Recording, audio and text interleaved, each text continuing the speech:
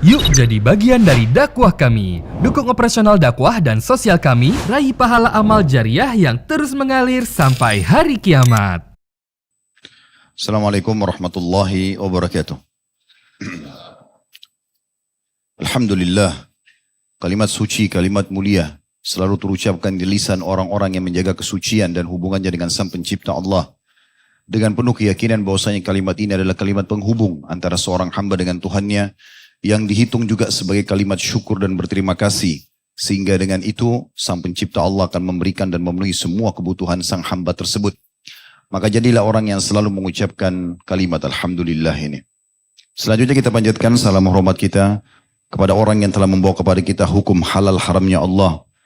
Manusia yang telah menghabiskan umurnya untuk mengemban amanah yang telah Allah pikulkan di pundaknya, dan semua sudah disampaikan sampai sebelum beliau meninggal dunia. Sebagai bentuk penghargaan, Allah subhanahu wa ta'ala memerintahkan seluruh orang beriman untuk mengucapkan salam hormat kepadanya dan diberikan imbalan yang sangat besar. Karena dengan satu kali salam hormat kepada manusia terbaik ini akan dibalas dengan 10 kali rahmat, dan rahmat Allah meliputi segala sesuatunya. Pemenuhan kebutuhan, pengampunan dosa, solusi dari permasalahan, semua masuk dalam lingkup rahmat Allah subhanahu wa ta'ala. Maka sangat wajar setelah memuji Allah Alhamdulillah kalau kita selalu mengucapkan salawat dan taslim kepada Nabi besar Muhammad sallallahu alaihi wa ala alihi wa sahbihi wasallam. Berita gembira ikhwat dan akhwat sekalian, Allah meluangkan waktu buat kita pada malam ini bisa hadiri majlis ilmu. Majlis yang dihadiri oleh para malaikat, majlis yang Allah turunkan padanya ketentraman jiwa, dan kita bisa rasakan semua itu penuh dengan penyampaian dan himbauan apa yang Sang Pencipta Tuhan kita inginkan, sehingga kita punya panduan hidup. Di satu sisi, berapa banyak umat Islam justru yang lalai. Mereka mengisi waktu mereka dengan maksiat kepada Allah subhanahu wa ta'ala, maka ini sebuah nikmat yang harus kita syukuri. Karena kalau Allah mencintai seorang hamba, Allah akan mudahkan dia untuk beribadah. Allah mudahkan dia untuk bertaubat, mengisi amal-amal atau waktu-waktunya dengan amal-amal saleh. Ini termasuk di antaranya. Kita akan bahas insya Allah pada malam ini salah satu dosa besar berhubungan dengan masalah takdir, yaitu menolak takdir Allah. Saudaraku siman, dalam pembukaannya saya ingin jelaskan dulu. Dalam kehidupan ini sudah menjadi sunnatullah, Allah ciptakan semua itu berpasang-pasangan. Ada laki-laki, ada perempuan, ya. Ada kaya, ada miskin, ada muda, ada tua, ada hidup, ada mati. Ada lapar, ada kenyang, ada sakit, ada sehat. Ini semua sunnatullah. Sebagaimana juga ada nikmat, ada cobaan. Ada dunia, ada akhirat, ada surga dan neraka. Itu adalah sunnatullah. Kita kalau faham ini adalah sebuah sistem yang sudah Allah buat, kita akan mudah melalui kehidupan ini. Kenapa banyak orang di saat masa tuanya masuk, dia nggak bisa terima? Karena dia tidak faham tentang sistem ini. Dia selalu memaksakan diri seakan-akan dia muda. Padahal sebenarnya mungkin sudah tidak layak tampil seperti masa mudanya dulu. Di umur 70 tahun, 80 tahun, dia mau tampil seperti apa? Dia mau samakan dengan anak umur 20 tahun, 30 tahun? Tidak mungkin. Sunnatullah, orang yang muda lebih kuat daripada orang yang tua. Itu sudah umum. Kalau kita faham ternyata memang ada fase-fase itu, maka kita bisa menerima pada saat tua. Ya sudah, memang saya sudah tua. Selesai. Sederhana. Di saat kita sakit, kita bisa menerima. Memang ini pasangan. Sebagaimana kita sehat, akan ada sakit. Tidak ada orang semasa hidupnya nggak pernah sakit. Ada orang di sini nggak pernah sakit? Coba angkat tangan. Saya mau kasih mikrofon biar cerita dia. Saya 40 tahun nggak pernah sakit. Oh, Masya Allah. Nggak pernah flu, nggak pernah demam, nggak pernah sakit gigi, nggak pernah sakit kepala, nggak pernah keselio. Siapa, ada nggak? Nanti kita siapin hadiah yang besar. Sunnatullah. Kalau antum fahamin adalah sebuah sistem yang Allah sudah ciptakan. Di saat sakit kita santai saja. Kita bisa terima. Nah itulah Allah berikan untuk mengimbangi ini. Sunnatullah ini Allah berikan kita perangkat. Di saat nikmat ada, bersyukur. Di saat cobaan ada, bersabar. Ada orang, kalau nikmat ada bersyukur, tapi ada cobaan berkeluh kesah. Ini belum menyempurnakan imannya. syukur sama sabar dua sayap kehidupan yang harus berimbang. Tidak boleh tidak berimbang. Kalau nikmat ada kita bersyukur, kemudian ada cobaan kita tidak bersabar, maka seperti pesawat lagi oleng. Nggak berimbang. Begitu pula sebaliknya. Ada orang pada saat diuji, dia sabar. Miskin, penyakit, dia sabar. Nggak banyak keluh kesah. Tapi begitu Allah sembuhkan, Allah kasih kekayaan, sombong. Ini juga nggak berimbang. Harusnya dia bersyukur di sini. Ini harus berimbang. Dua sayap kehidupan. Itulah yang Nabi SAW rangkumkan dalam sebuah hadis, ajaban li amri mu'min. Sungguh mengagumkan perkara orang-orang beriman. Wala yakunu dzalika illa li mu'min, dan itu tidak mungkin dimiliki kecuali oleh orang yang beriman. Idza sabahu sarra syakar. Kalau Allah berikan nikmat, dia selalu bersyukur. Wa in asabahu dharra sabar. Kalau diberikan cobaan, dia bersabar. Berarti syukur sama sabar ini partner, nggak boleh dipisahkan. Jangan nikmat ada kita bersyukur, cobaan ada kita berkeluh kesah. Jangan juga ada cobaan kita bersabar, pada saat diberikan nikmat kita malah kufur. Ini nggak boleh. Nah itu kurang lebih landasan bahasan kita pada malam ini. Bahwasanya kalau sedang datang cobaan, wajib sabar dan menerima. Kapan seseorang di antara kita tidak bisa menerima keputusan Allah itu, dia masuk dalam kategori dosa. Bisa difahami ini? Baik. Kita lihat bagaimana Syekh Muhammad rahimahullah, nanti akan lebih jelas dengan dalil-dalil contoh-contoh dan perkataan para salaf. Insya Allah. Beliau mengatakan bab as-sakhtu atau bab kemarahan. Maksudnya adalah marah dan memungkiri keputusan Allah pada saat datang ujian kepadanya. Dia tidak bisa terima. Kita dengarkan misalnya. Beliau mengangkat dalil pertama surah At-Taghabun ayat 11. Di sini potongan ayat, wa may yu'min billahi yahdi qalbah. Barang siapa yang beriman kepada Allah, niscaya dia akan memberikan petunjuk kepada hatinya. Apa maknanya? Petunjuk kepada hatinya, petunjuk apa? Dengarkan, beliau mengatakan Alqamah rahimahullah berkata, huwar rajulu tusibuhul musibatu faya'lamu annaha min indillahi fayarza wa yusallim. Artinya, yang dimaksud dengan Allah berikan petunjuk kepada hati orang beriman, ya, di sini bukan petunjuk untuk mengerjakan amal soleh. Dalam makna ayat ini, At-Taghabun ayat 11, beliau mengatakan, Al-Khamam mengatakan, yang dimaksud dengan ayat ini adalah seseorang yang ditimpa musibah, kemudian dia mengetahui bahwasanya musibah itu datang dari sisi Allah, maka dia ridha dan berserah diri. Ini poinnya. Contoh, teman-teman lagi tidur, bangun pagi, flu. Nggak usah keluh kesah, nggak ada gunanya. Karena keluh kesah tidak menghilangkan flu-nya. Ya. Apa yang terjadi? Alhamdulillah, Allah sedang uji saya. Oke, saatnya sekarang bersabar. Kemarin waktu sehat, bersyukur. Kan gitu. Maka di situ kita bisa menerima, kita ridho. Dikuatkan lagi dengan dalil-dalil yang lain. Bahwasanya semua jenis penyakit, semua jenis gangguan yang datang menimpa seorang mukmin akan jadi pembersihan dosa-dosanya. Ada beberapa dosa teman-teman tidak bisa, tidak cukup dengan istighfar kita. Allah datangkan ujian kepadanya untuk membersihkan dosa-dosa tersebut. Penyakit kah, gangguan orang kah, orang utang tidak bayar lah. Ada saja, tanpa sebab kita digibah, difitnah. Mungkin ada orang sampai tingkat disakiti. Bukankah Nabi SAW dilempari kotoran unta? Bukankah Nabi SAW dilemparin batu? Bukankah Nabi SAW dikatakan penyihir? Sampai Nabi SAW mengatakan, siapapun di antara kalian yang tertimpa musibah, ingat musibahku, maka akan meringankan musibah dia. Artinya beliau saja utusan Allah, dijaga oleh para malaikat, Allah awasin langsung, masih dilempari kotoran, masih dikatakan penyihir, ada ujiannya. Meninggal istrinya di masa hidupnya, SAW, meninggal anak-anaknya di masa hidup beliau. 3 anak laki-laki kesayangannya, Qasim, Abdullah, ya, kemudian Ibrahim, meninggal semua, masih kecil. Beliau berharap ada keturunan dari laki-lakinya, meninggal. Di masa hidupnya meninggal 3 anak perempuannya sekaligus, Ruqayyah, Ummu Kalsum dan Zainab, meninggal semua. Yang hidup cuma Fatimah, meninggal semua. Cucunya Umamah meninggal di masa hidup beliau. Ujian-ujian datang. Ada di antara sahabatnya, masuk Islam. Nabi SAW sambut pada saat masuk Islam. Syahadat.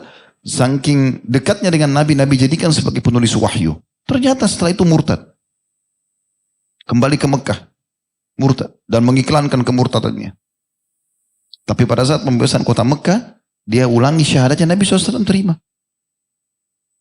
Begitu. Hindun benci sekali dengan Islam.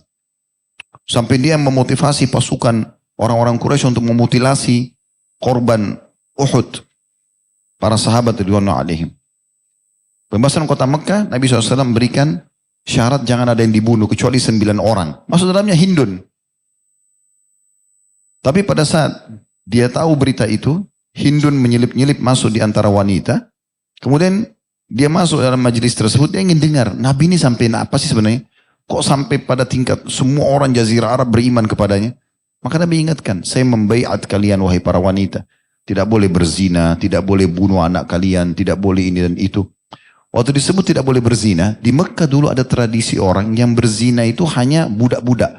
Kalau wanita bebas tidak mungkin berzina. Itu aib besar bagi mereka pada saat itu.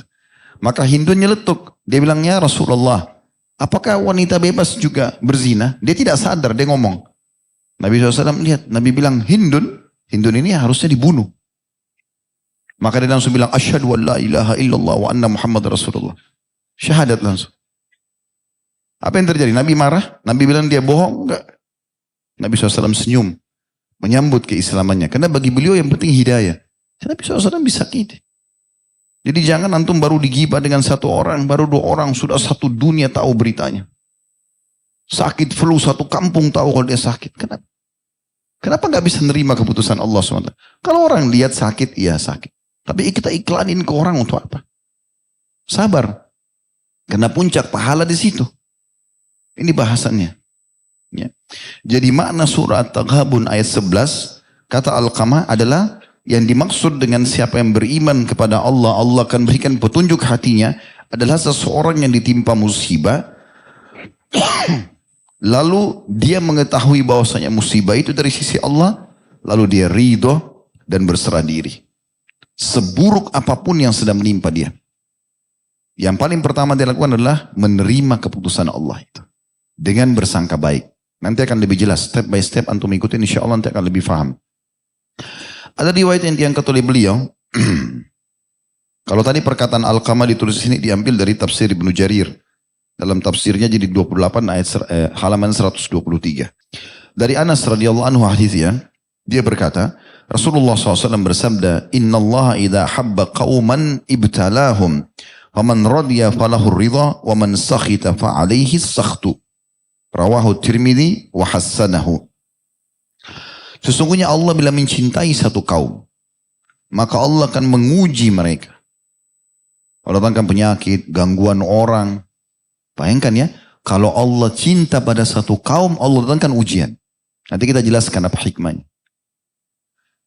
Sesungguhnya jika Allah mencintai satu kaum, maka Allah menguji mereka. Barang siapa yang ridho dengan ujian itu, tadi bangun tidur sakit, ya, jalan lagi ke seleo, digibah oleh orang, difitnah oleh orang, ada yang curi uangnya dan segala macam. Dia ridho, ya sudah ini berarti keputusan Allah SWT. Sambil ikhtiar tentunya. Tapi dia menerima itu keputusan Allah. Maka baginya ridho. Allah akan ridho dengan dia, maksudnya Allah akan berikan dia jalan keluar, Allah akan berikan gantinya. Dan ini saksi bahasannya. Dan siapa yang marah, maka baginya murkah. Marah gak bisa terima. Kok saya sakit sih? Kok hujan sih? Kok macet sih? Semuanya keluhan. Loh sekarang kalau dia ucapin begitu memang hilang tiba-tiba? Kan tidak mungkin. Kok bisa sendal saya dicuri? Terus dengan dia ucapin itu sendalnya kembali? Kan tidak. Ujian sedang datang. Ingat, passwordnya sabar. Sebagaimana kalau nikmat ada, bersyukur. Makin jelas ya. Sekarang dengarkan perkataan para salaf. Kita akan coba lihat. Di antaranya perkataan Ibnu Mas'ud radhiyallahu anhu. Statement yang luar biasa. Beliau mengatakan, terjemahnya kurang lebih, sesungguhnya Allah Ta'ala dengan keadilannya dan pengetahuannya. Allah Ta'ala, Allah yang maha tinggi dengan keadilan dan pengetahuannya telah menjadikan kegembiraan dan kebahagiaan di dalam keyakinan dan ridho.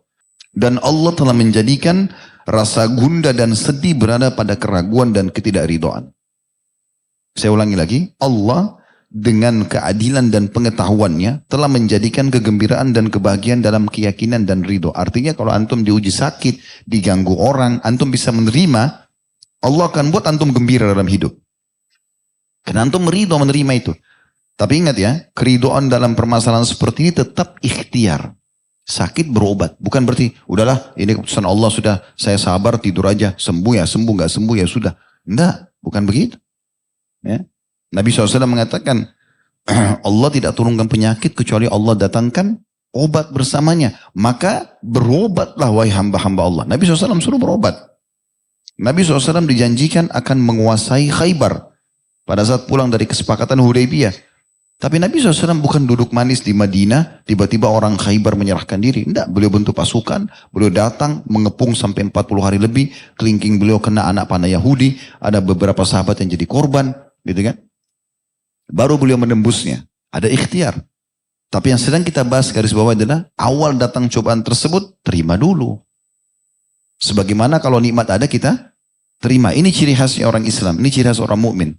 Abu Muawiyah al-Aswar mengomentari firman Allah Subhanahu wa taala dalam surah An-Nahl, surah nomor 16 ayat 97.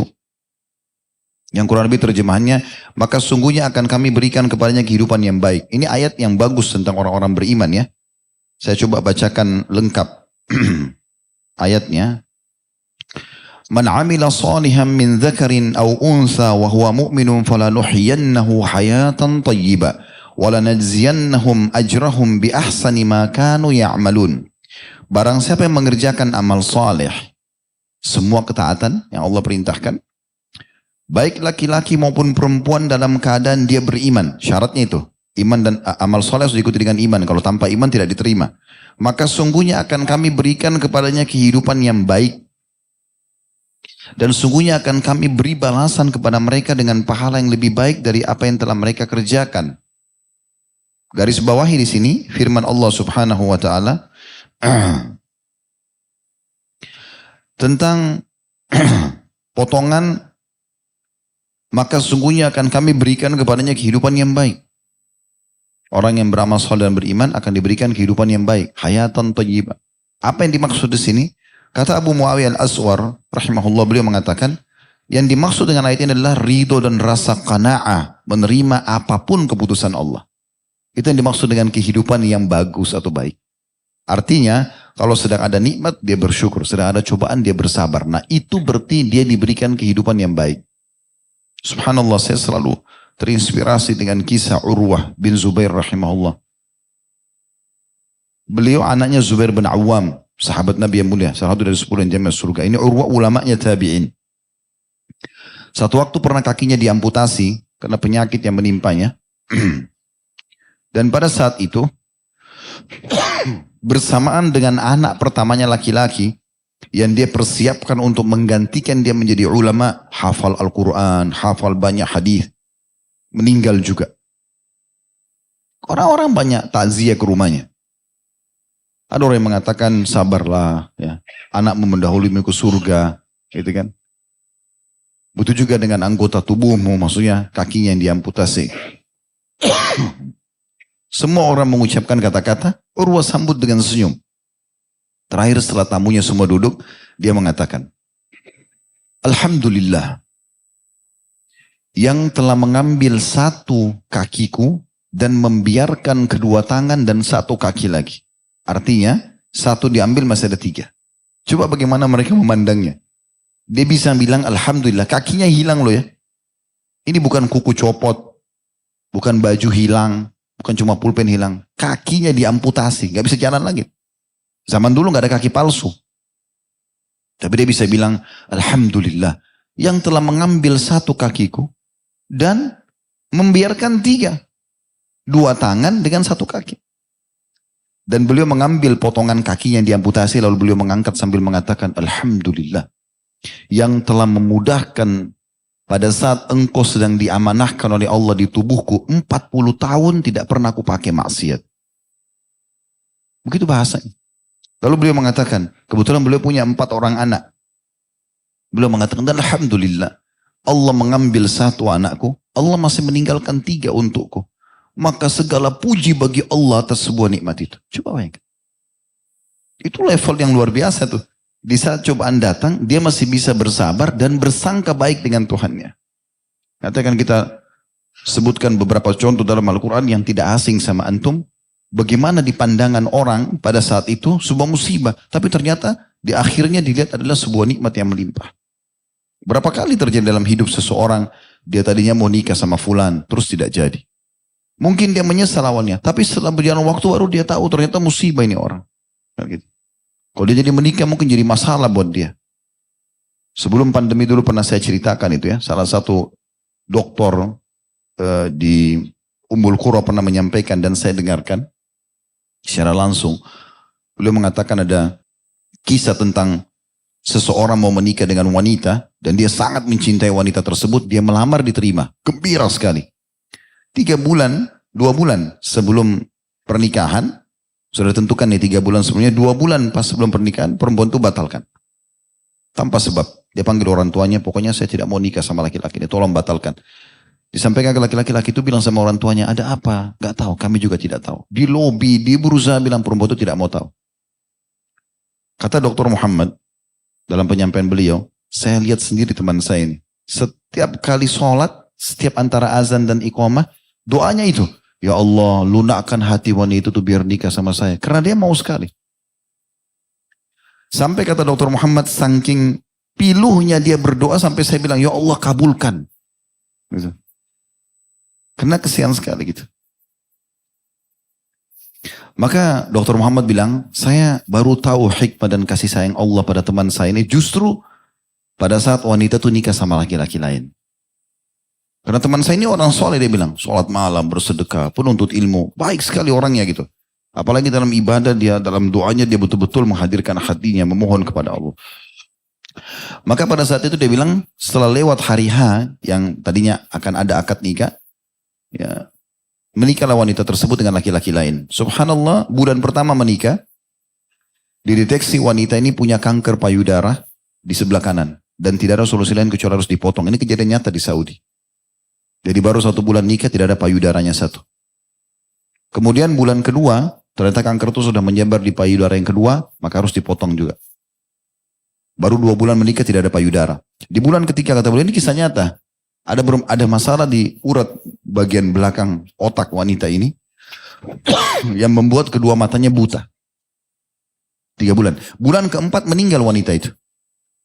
Kata Dr. Muhammad, Maha Suci Allah yang telah memperlihatkan kepada saya secara langsung bagaimana Allah cintanya pada hambanya. Padahal tadi bagi dia ini masalah kalau tidak dikasih gitu. Tapi ternyata kata dia kalau teman saya menjadi menikah mungkin cuma jadi susternya saja.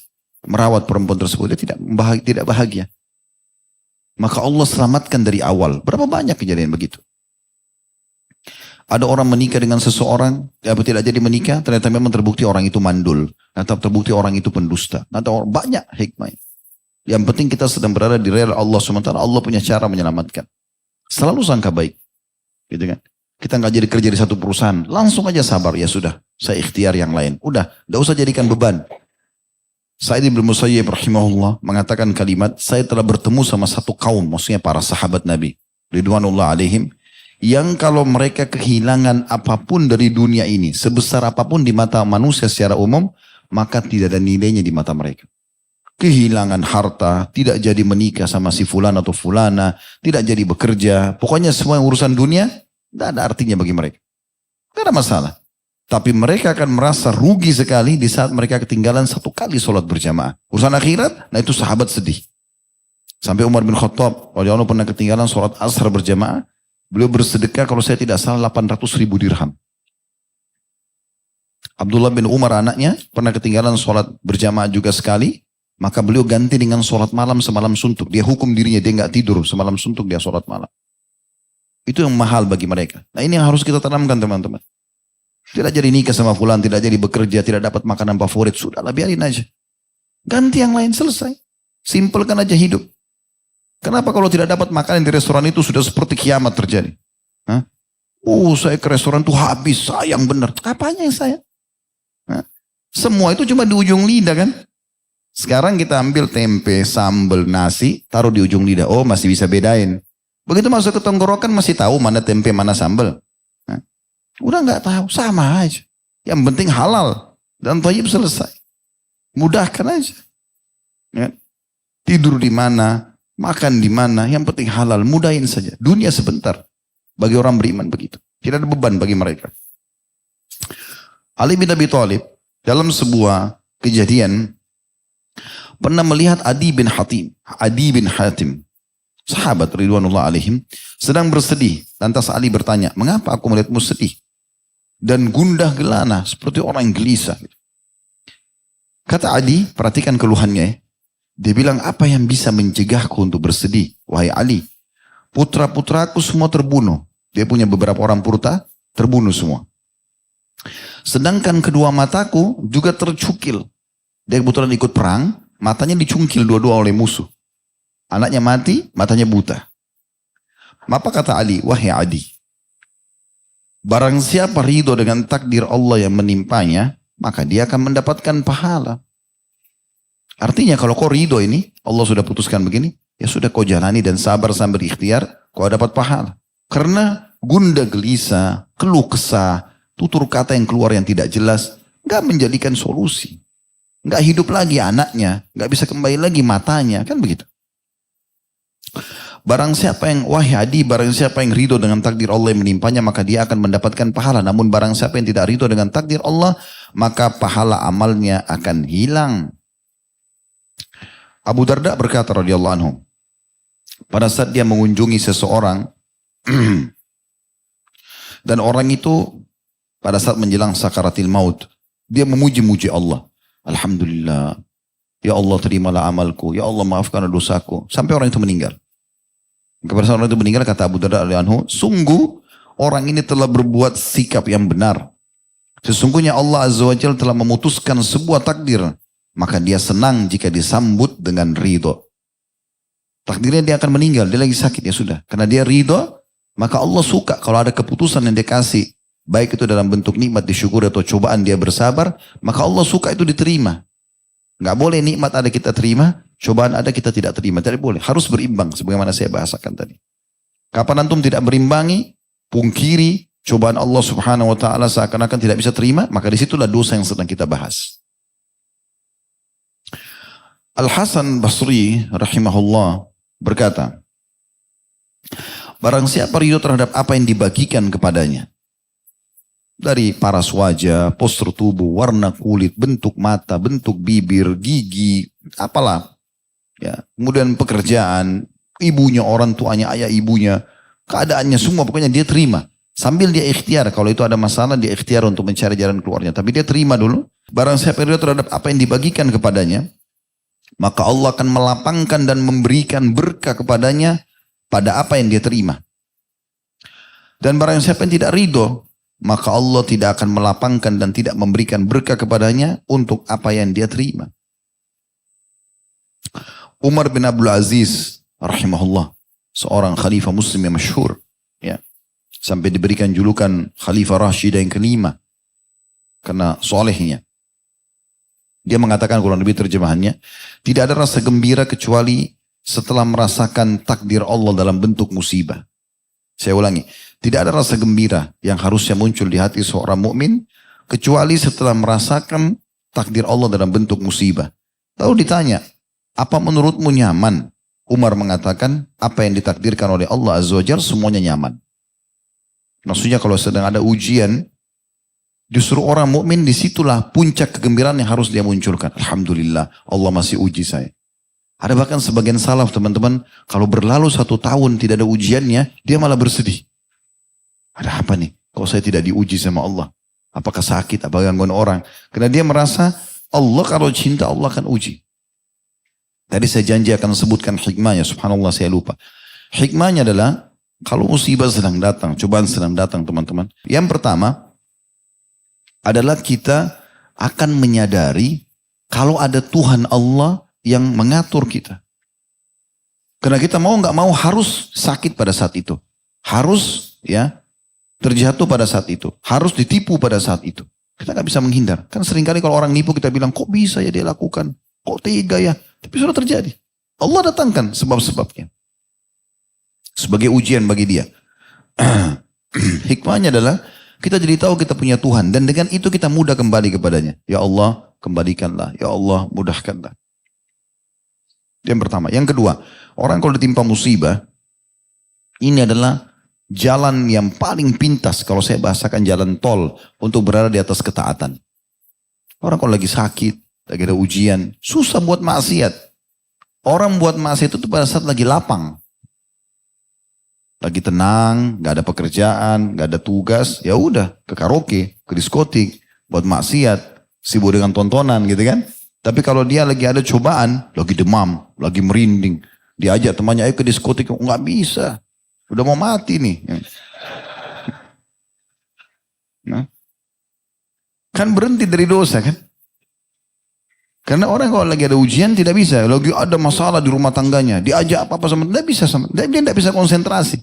Sebenarnya itu cara terbaik meringkas umur dia di atas ketaatan. Dan dia bisa kembali kepada Tuhannya. Yang ketiga, dia akan mendapatkan derajat yang terbaik di dunia dan di akhirat dengan cobaan tersebut. Sampai ada sebuah hadis yang pernah saya sampaikan di beberapa pertemuan kita yang lalu ya sebenarnya. Seingat saya sebelum corona sih waktu itu ya. Kita ingatkan lagi hadis Nabi SAW bahwasanya ada orang-orang nanti hari kiamat diberikan pahala melimpah. Maaf. Jadi diberikan pahala yang melimpah sampai orang di sekitarnya cemburu. Kenapa? Karena ujian-ujian yang datang di dunia dan mulai mereka bersabar. Maka orang yang di sekitarnya semua berharap dikembalikan ke dunia untuk digunting-gunting kulit mereka. Kan sakit itu digunting kulit. Tapi mereka yang melihat nanti pahala yang melimpah bagi orang yang sabar di dunia, pahala yang dikasih hari kiamat, istana, dayang-dayang, macam-macam fasilitas yang dikasih, yang dia tidak bisa dapat karena dia sedang tidak diuji yang sama, dia berharap kembali ke dunia untuk digunting-gunting kulitnya, yang paling menyakitkan sebagai ujian. Baru kemudian dia meninggal untuk dia panen pahalanya. Jadi ada derajat, ada pahala yang tidak bisa dijangkau kecuali dengan ujian. Memang sudah begitu. Ada derajat di surga, butuh 100 tahun sholat malam, butuh 100 tahun puasa, butuh 100 tahun zikir. Umur kita cuma 60. Allah datangkan penyakit 10 tahun. Penyakit diabetes, penyakit ini, penyakit itu. Saya pernah duduk dengan seseorang, sudah tua, sepuh di pengajian datang. Lalu dia mengatakan, Ustaz saya ini punya penyakit ini, punya penyakit itu. Saya lagi ke Jakarta nih, dari Semarang, dari mana gitu. Saya mau berobat di Jakarta, dia bilang. Tapi saya lihat dengan mata kepala saya, orang ini sehat. Maksudnya betul ada keluhannya. Tapi di situ di pengajian makan, minum, ketawa-ketawa ngobrol sama orang. Berarti ada ujian tapi ada nikmat yang sedang berada sama dia. Tapi kadang-kadang orang itu lupa. Dia lupa nikmatnya, dia lihat sisi masalahnya. Lalu dia keluh kesah sama manusia. Tidak bisa menerima keputusan Allah. Abdul Wahid bin Zaid rahimahullah berkata, ridho itu merupakan pintu Allah yang paling agung. Ridho terhadap keputusan Allah, cobaan Allah adalah pintu Allah yang paling agung. Jadi pintu untuk meminta balasan dari Allah, solusi dari Allah, justru pada saat kita ridho dengan ujiannya. Saya ulangi, ridho itu adalah merupakan pintu Allah yang paling agung. Surga dunia dan waktu istirahat bagi orang-orang yang ahli ibadah. Sebagian ulama juga mengatakan, di akhirat Allah Ta'ala tidak akan melihat derajat lebih tinggi daripada derajat yang dimiliki oleh orang-orang ridho. Barang siapa yang telah diberikan sifat ridho, maka sesungguhnya dia telah mencapai derajat yang paling utama. Yang paling utama. Ya. Kemudian teman-teman sekalian, ada firman Allah Subhanahu wa taala yang menguatkan apa yang kita bahas ini setelah perkataan para salaf tadi. Kadang-kadang di mata kita itu buruk tapi baik di sisi Allah Subhanahu wa taala. Kadang-kadang baik di mata kita, buruk di sisi Allah Subhanahu wa taala. Tergantung bagaimana caranya Allah yang memandangnya. Kita tinggal tahu menerimanya dan bersangka baik dengan Allah. Yaitu firman Allah dalam surah Al-Baqarah ayat 216. وَعَسَى أَن تَكْرَهُوا شَيْئًا وَهُوَ خَيْرٌ لَكُمْ وَعَسَى أَن تُحِبُّوا شَيْئًا وَهُوَ شَرٌّ لَكُمْ وَاللَّهُ يَعْلَمُ وَأَنْتُمْ لَا تَعْلَمُونَ. Boleh jadi kamu benci sesuatu padahal ia amat baik bagimu. Dan boleh jadi pula kamu menyukai sesuatu padahal ia amat buruk bagimu. Allah mengetahui sedangkan kamu tidak mengetahuinya. Jadi kalau Allah sudah putuskan teman-teman dan kita bisa menerima itu, kita ridho dengan keputusan tersebut, maka Allah akan jadikan keberkahan di situ. Nah contoh banyak sekali kisah dalam Al-Quran, kisah tentang ibunya Nabi Musa alaihissalam. Pada saat Fir'aun mimpi kerajaannya hancur, para penasihatnya mengatakan lahir dari Bani Israel yang akan meruntuhkan kerajaan Anda. Saat itu dia suruh bunuh anak-anak laki-laki dari Bani Israel. Setahun dibunuh, tahun depan tidak dibunuh gitu. Nah pas Nabi Musa lahir, itu tahun yang dibunuh anak-anak kecil. Allah ilhamkan di hati ibunya Nabi Musa alaihissalam untuk taruh dalam sebuah wadah, ditaruh di sungai Nil. Pada saat itu Allah gambarkan bagaimana gelisahnya hati ibunya Nabi Musa alaihissalam. Kata Allah, kalau bukan kami tetapkan kokohan dalam hatinya, maka mungkin dia akan tidak sadarkan diri. Setelah itu apa yang terjadi? Hikmah Allah subhanahu wa ta'ala. Subhanallah, Fir'aun pada tahun itu bersama dengan istrinya Asia, yang nanti beriman kepada Nabi Musa alaihissalam, tidak punya anak. Setiap kali Asia hamil, gugur. Sampai ibunya Fir'aun suruh Fir'aun nikah dengan istri yang kedua. Nikah lagi. Istrinya dua, Asia istri pertamanya.